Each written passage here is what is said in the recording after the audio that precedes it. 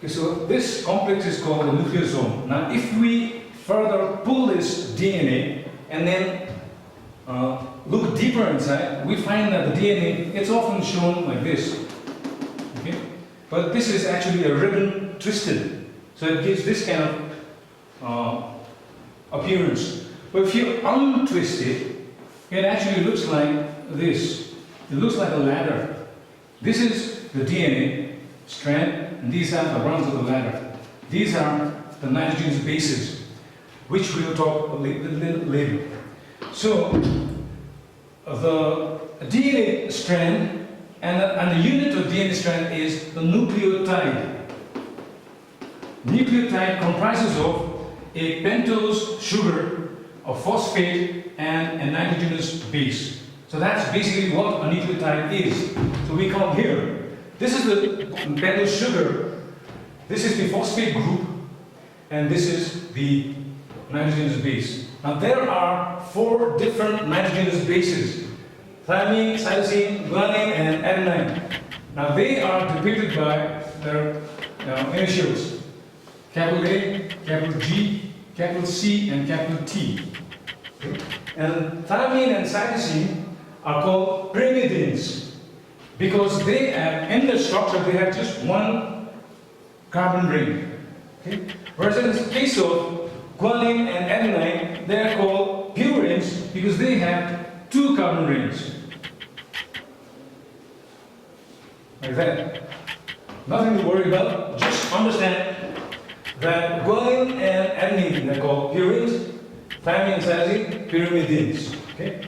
And pyrimidines join with guanine. That is the thing to remember. Always, pyrimidine always joins with purines. Okay? So you can have a nucleotide is the unit of DNA.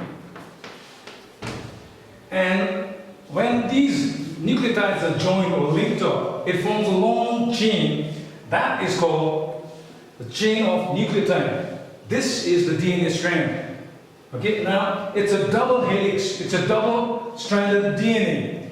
There's not just one set, there's another set also on the other side. So the other set is here.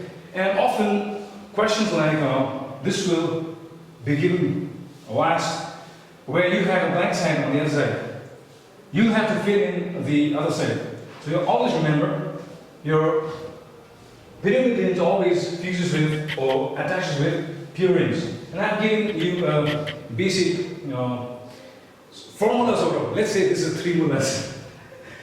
Apples on trees. A always goes with T's. And cars and garages. Means C always goes with G. If you have a G there, you always have a C here. If you have a T there, you always have an A on the other side. So we have a T this side. What follows is A on the other side. C we have here. We'll always have a G on the other side. We have a G here. Follows C on the other side. We have a T here. It means there's a T on the other side. There's a T here. Always means there's an A on the other side. Here, again, the same thing repeated. Okay, now the thing is, where G and C forms a bond, there is a hydrogen bond in between this gap. So there is a triple hydrogen bond between G and C, triple hydrogen bond, and double hydrogen bond between A and T. For class 10ers, just remember, you just need to understand that there is a hydrogen bond in between. So that's, let's move on to the other side now.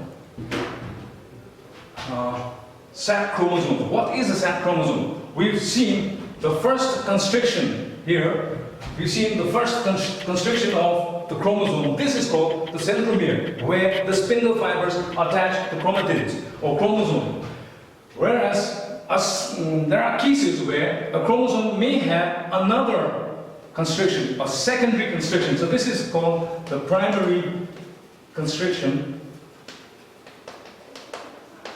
which ends up forming the centromere.